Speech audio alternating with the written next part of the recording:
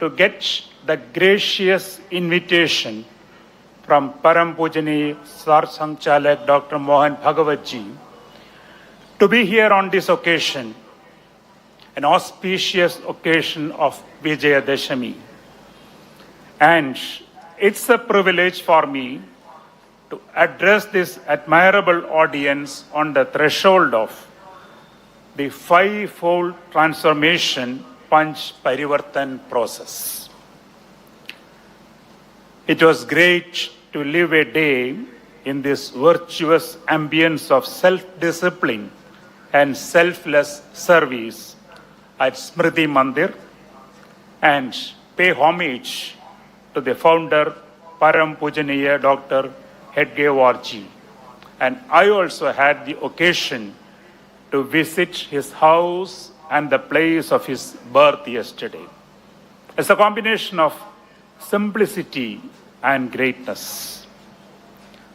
I recall that way back in January 2016 at the Akhil Bharati Shring Vadya Shibir held in Bangalore, 2,000 Swayam Sevaks from various parts of the country merged their minds to the finest level in time, tempo, and tone.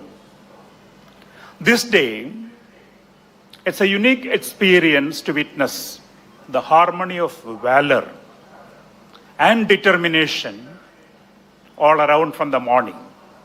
And thank you for this amazing feeling. I would say a few words about the takeaways from India's space odyssey. Human civilizations have striven to understand our place in the universe and look to the heavens for answers to the question, where do we come from? Where are we going? Are we alone in the universe? Jantar Mandir, an astronomical observation site built by Maharaja Jai Singh II in Jaipur during the 18th century and presently inscribed as one of the UNESCO's World Heritage Sites, is an expression of the astronomical skills and cosmological concepts of a scholarly past of India. At the dawn of modern space age, in the early 1960s, India ventured into space activity, but with a difference.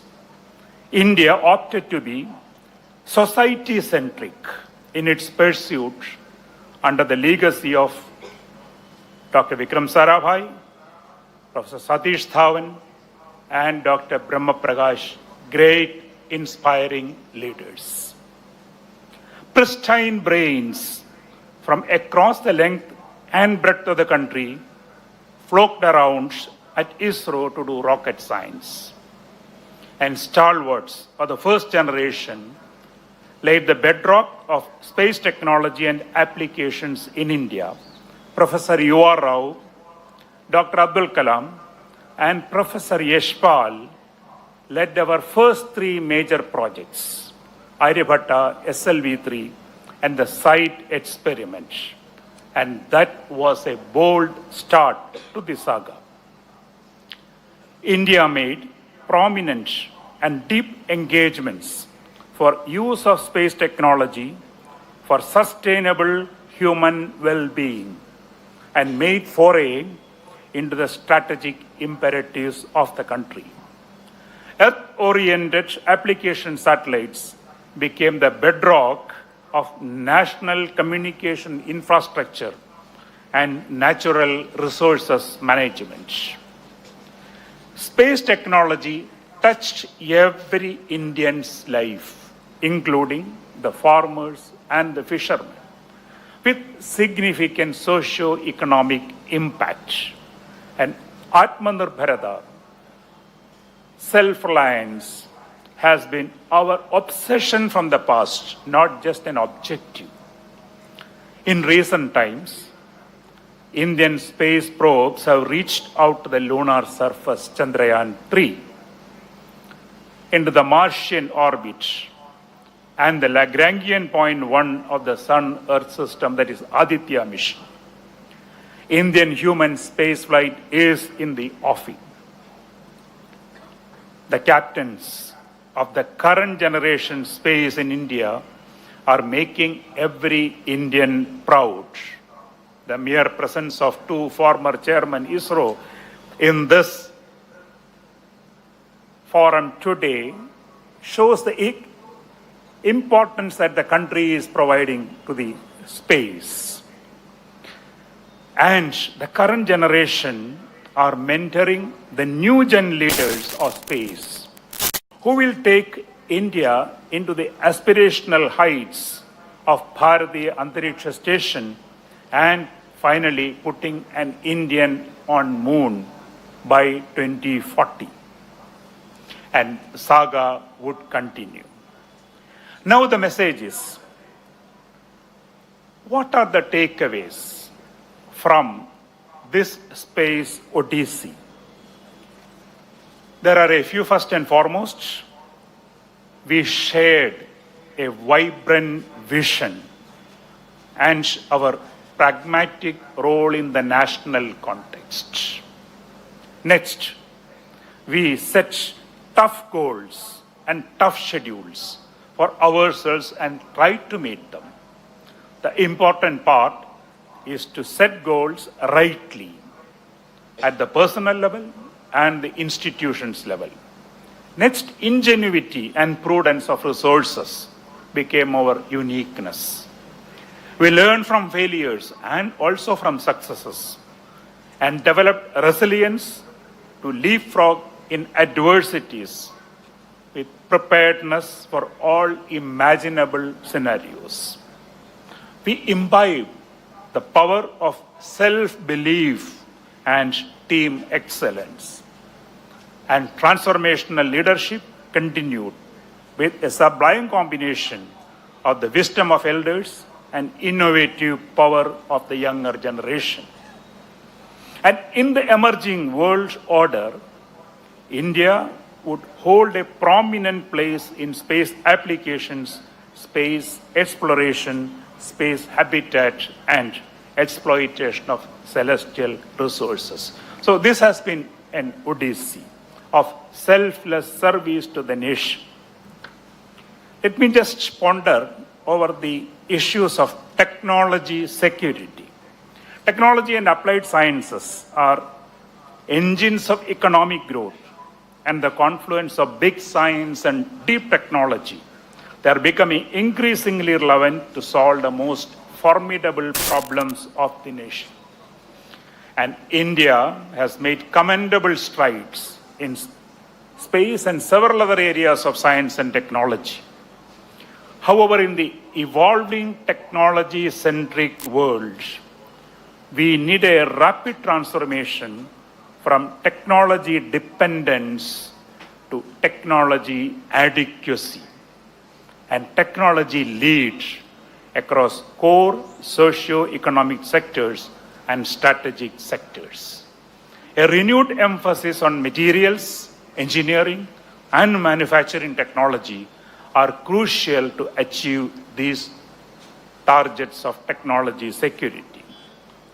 Technology is advancing exponentially, and presently we live in a technology-fueled transformative era. As per the survey of World Economic Forum, half-life of skills is below 5 years, or even half for many of the areas. And the big picture is the narrative of a future from a technological perspective, and which seems to evolve around 7 major areas: artificial intelligence, boundless connectivity, blockchain technology, quantum computing, metaverse, synthetic biology, and aerospace systems. And the next decade will witness the 6th and possibly the 7th industrial revolution. And it is imperative that we reinvent ourselves in shorter time scales and stay relevant, aside providing proactive regulations to ensure a secure world. And technology must have a human face. We should be sensitive to the humanitarian impacts of technological interventions. And the cardinal question is how technology will make a difference to the life of the users. And there is always a lingering question whether society with various and varying geographies and demography, like in India, is ready to embrace technologies without distrust. In other words, is our society future ready? And the major responsibility of this is with the educational institutions. And already in the educational institutions, technology has made a big difference in the way education is delivered. And if you look at our higher education system, they are in a state of transition in the positive direction.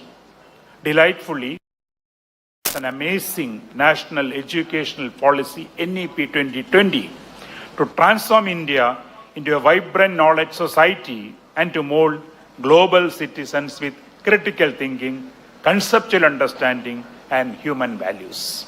And it aims to bring out the unique capabilities of each student to suit the needs of the 21st century, and rightly with holistic, flexible, and multidisciplinary education at school and college levels.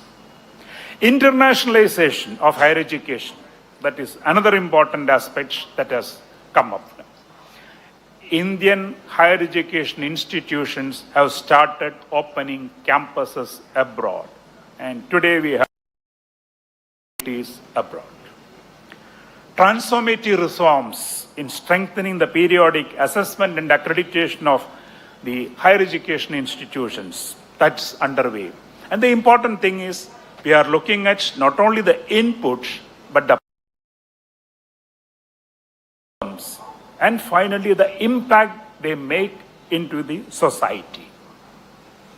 And I said we are in a state of transition, and there is a huge emphasis today on research, innovation, and entrepreneurship. And the recently enacted Anusandhan National Research Foundation would foster a concomitant research ecosystem in the country. Let me now change to sharing my life lessons with the youth. Performing arts and imbibing spiritual heritage helped me with value-centric personal decisions in life and for mindful leadership in frontiers of space science and technology. And music helps me to remain as an eternal student. I was exposed to Bhagavad Gita in my younger days when I was in class 6. I was enacting the role of Arjuna in Gita-upadesh, where the mind is not there with you, there is no use of all the power that we have. That's what we learned there. But I started appreciating Bhagavad Gita from then, and it has helped me in my life to keep my composure in tough times and to regenerate myself. I'm still a student of that.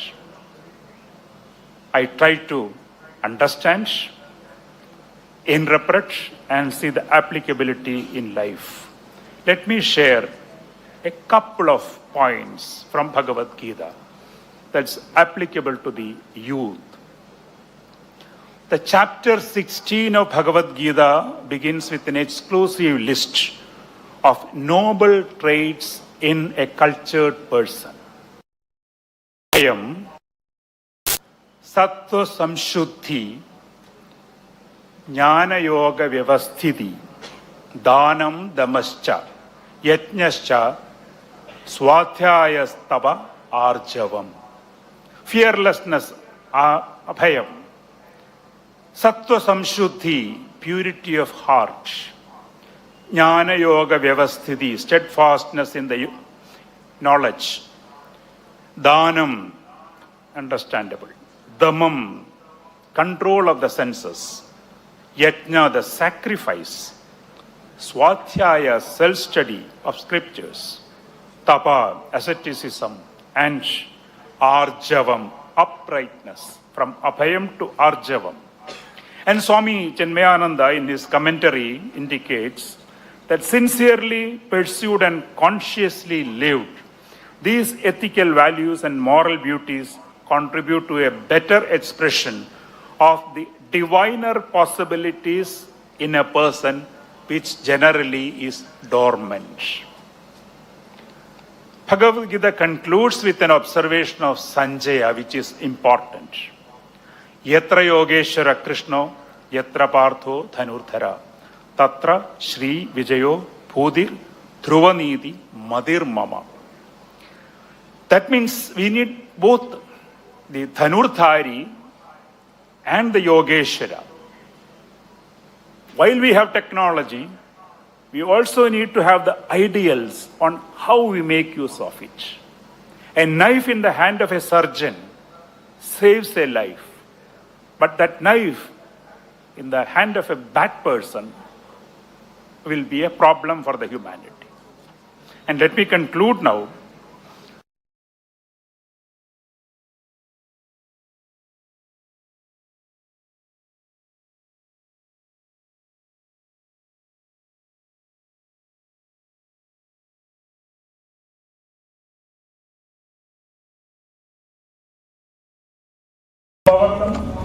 And inspire them to be a sensitive individual to the society, our nation and humanity at large, and live up to leading a legacy.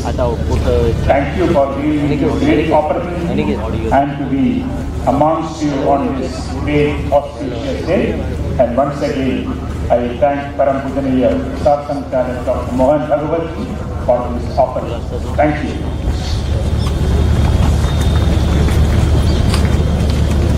उपविषय की आज्ञा आने के पश्चात पूरी चिंता के बिना उपविष्ट करना।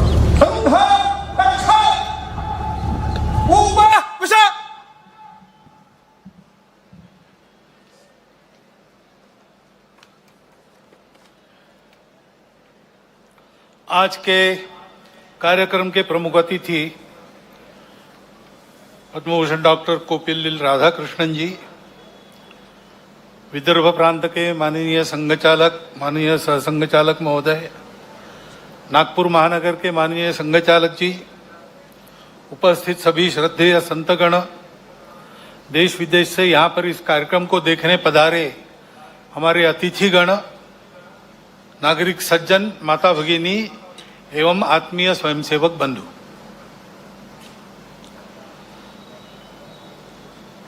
इस विजयादशमी को यानी आज के दिन अपने कार्य के 100वें वर्ष में संघ पदार्पण कर रहा है। इसीलिए शायद आज के उत्सव को देखने के लिए समय से पहले ही पर्जन्य राज भी उपस्थित हो गए और इसलिए स्वयंसेवकों को थोड़ी देर खड़ा रहना पड़ा। विशेष महत्व का वर्ष इसलिए भी है, पिछले वर्ष इसी पर्व पर हमने महारानी दुर्गावती जी का स्मरण किया था, उनके गुणों के लिए। ऐसा ही दूसरा एक सच्चरित्र पुण्यश्लोक अहिल्याबाई होळकर, उनकी ये 300वीं जन्म जयंती चल रही है। एक उत्कृष्ट राज्यकर्ता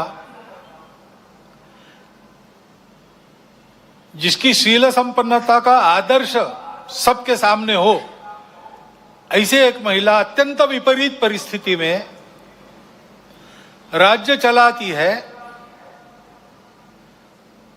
रणनीति के कौशल का परिचय देती है,